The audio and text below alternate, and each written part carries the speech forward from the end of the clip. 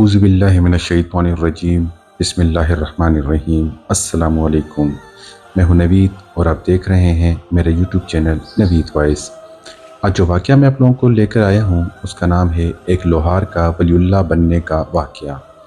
سراج الدین سکاکی ایک بلند پایہ عالم تھے۔ وہ کئی علوم کے ماہر سمجھے جاتے تھے۔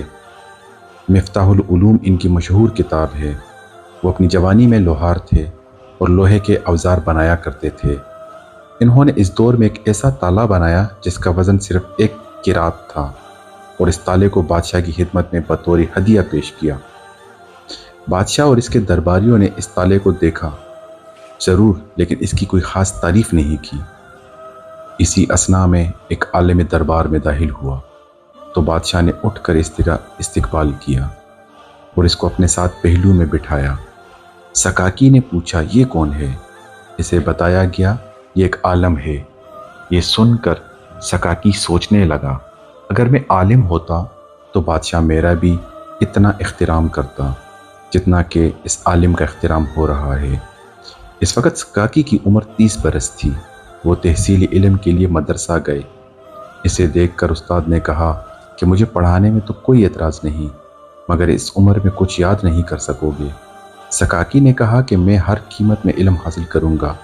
استاد نے کہا، میں تمہارے حافظے کا امتحان لوں گا، پھر تمہیں پڑھانا شروع کروں گا۔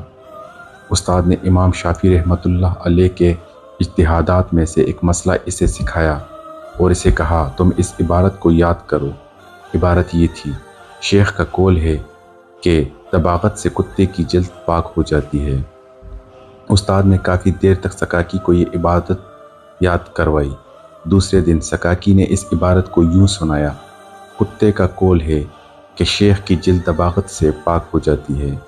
مدرسے کے سارے طلباء یہ عبارت سن کر ہنسی سے لوٹ پوٹ ہو گئے۔ سکاکی اپنے مستقبل سے مایوس ہو گئے اور دل میں کہنے لگے کہ اس عمر میں کچھ پڑھنا بیکار ہے، بالخصوص جب قوت حافظہ کمزور ہو۔ انہوں نے مدرسہ چھوڑنے کا فیصلہ کر لیا۔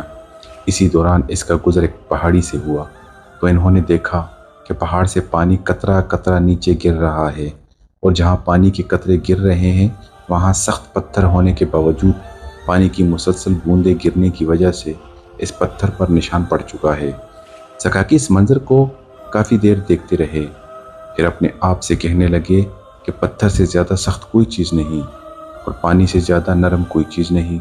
جب نرم پانی کی ایک ایک بوند گرنے سے سخت پتھر پر نشان بن سکتا ہے تو میرا دل و دماغ پتھر سے تو زیادہ سخت نہیں۔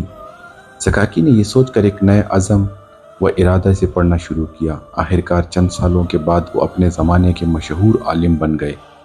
اس واقعے سے ہمیں یہ سبق ملتا ہے کہ ہماری عمر کتنی بھی ہو، اگر ہم کسی بھی کام کو کرنے کا پختہ ارادہ کر لیں تو یہ ہو نہیں سکتا کہ انسان کامیاب نہ ہو سکے، کیونکہ اللہ کسی کی محنت رائیگاں نہیں جانے دیتا۔